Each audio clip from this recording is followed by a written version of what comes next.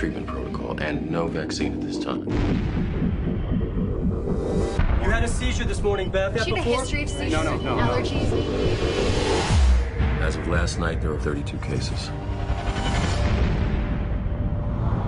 Unfortunately, she did die. Right. Can I go talk to her? Mr. Amoff, your wife is dead. What are you talking about? Okay. What happened to her? What happened to her?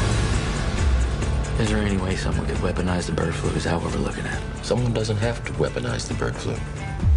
The birds are doing that. Watch this. It's transmission, so we just need to know which direction. On day one, there were 2 people, and then 4, and then 16. In 3 months, it's 1 billion. That's where we're headed. They're calling out the National Guard. They're moving the president underground. People will panic. Get away! It will tip over. The truth is being kept from the world. Cook your samples, destroy everything.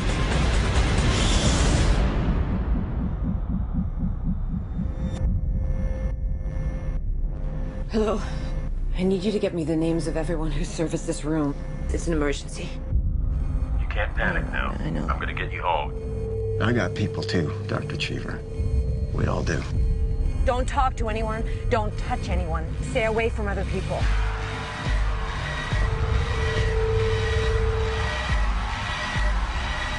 Get back in your car! We're not sick! It's figuring us out faster than we're figuring it out. It's mutating.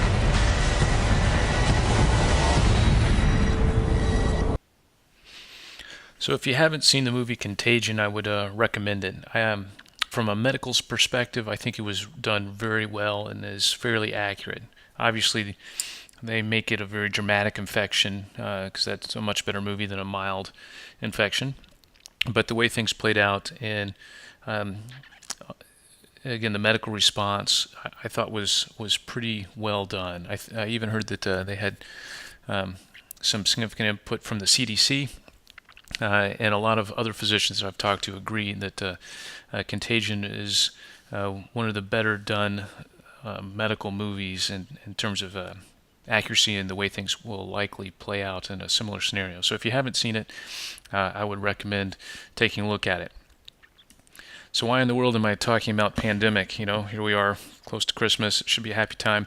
But a couple things have shown up in the news just recently that got me thinking. And obviously, pandemic is one of the things that actually scares me. I'm not expecting the world to collapse or anything crazy like that. But I think a significant large-scale infection is a real possibility that could occur. And again, a couple things have shown up just within the last few weeks in the news. Here's one. This is from late November. There's an avian influenza outbreak in Egypt. Again, not a lot of patients. We're talking about 153 cases total. But this is an H5N1 strain, which is the avian flu. And of the 153 cases that have been confirmed, 52 have died. So that means we're talking about a 34% fatality rate. So basically 1 out of 3 patients infected winds up dying. Well, interestingly enough, also late November, also with the H5N1 strain, some scientists have manipulated the genetic structure of the avian flu to be very deadly and to be passable to mammals. This was done in experimental laboratories, largely to sort of see how the influenza works and ways to understand it and perhaps combat it. But in the meantime, they've created a strain of flu that is very deadly and transmissible to humans. And there's several scientists who've even made comment that this type of research should have never been done. So this virus currently exists in the basement of some laboratory. So those two things just have piqued my interest of late about what in the world would I tell my family to do if a large-scale pandemic occurred. Here's a picture of a ward that was put together in 1918 and 1919 for the Spanish influenza. I've mentioned the Spanish flu before, and And the estimate in terms of mortality is somewhere between 50 and 100 million people worldwide killed.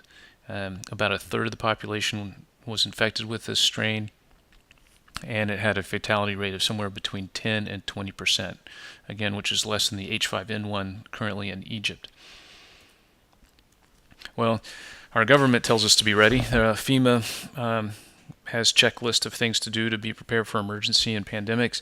In fact, there's even a website, ready.gov. There's also flu.gov, and it's got planning tips about pandemic influenza. And here's item number 2. It's a 2-week supply of food and water, have prescription and non-prescription drugs and other health supplies on hand, including pain relievers and cold medicines. I think that's a fairly minimal list. I would beef that up significantly in my own planning. But here's your government telling you that you should consider this and at least be prepared for a pandemic emergency. So if my family calls at an early outbreak and says, what do I do? How do I protect myself and those that I care about from a significant infection? The first thing I'm going to say is this is person-to-person contact, and so you need to isolate yourself from person-to-person contact. Do that as best you can. Obviously, that's not entirely realistic in all situations, but where possible, stay away from people. I have N95 masks available. It's something that you can use if you're painting or dealing with dust or working out in the garden. It also can help in a situation like this. And then if you happen to be caring for somebody that's sick, I would isolate a place in the house that was considered the sick room. That's the only place that the sick person could go, and I would limit who can go in and care for that sick person. So basically do everything I can to minimize contact with others, including using N95 mask, using gloves, perhaps even an apron that I change every time I enter or exit the room, wash my hands frequently, and I would definitely have emergency supplies on hand. This is going to be one of those things that if it occurs, it's not going to be very predictable, and by the time people start getting worried and panicking, getting supplies together may be a bit of a challenge. You see what happens when people are worried about a snowstorm coming in, the grocery stores just get wiped out. So when this is on your doorstep is probably not the time to be planning for how you would deal with it.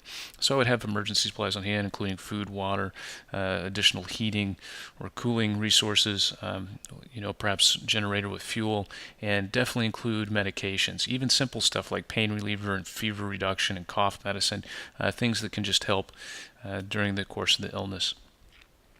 So this is not overly complicated, and it's not anything earth-shattering. This information is widely available, but something that I would definitely think about and consider how you'd approach this. Now, if you're curious about the way things looked in the past and what has occurred in the past, there's a few books. You can read Dr. Garrett's book about the coming plague. This chronicles several different emerging diseases over history. It's a very interesting read. There's also Richard Preston's The Hot Zone, which was very famous, sort of the source of some movies in the past. And this is about the Ebola virus. This is a book that I've mentioned before and read, The Great Influenza. I thought this one was very interesting because it sort of talked about the evolution of medicine in the United States and how it went from backcountry into something that was one of the world leaders. But a lot of information about how the Spanish flu developed and how it progressed and the impact that it had on society. So I think, again, trying to anticipate what this would look like for the future, it's a good idea to go back and study history and see how this was handled in the past. And if you just perhaps want a more philosophical approach, you could read Albert Camus' The Plague, the great existential writer. And this uses the plague as a background to sort of talk about the general human condition, but an interesting read nonetheless. But again, thanks for watching. Sorry to be a downer at this time of year when we should be more festive, but just recent events in the news have got me thinking about this, and I thought I'd just sort of share my thoughts. Any comments, as always, are very welcome, and I always enjoy reading the input. Thanks again.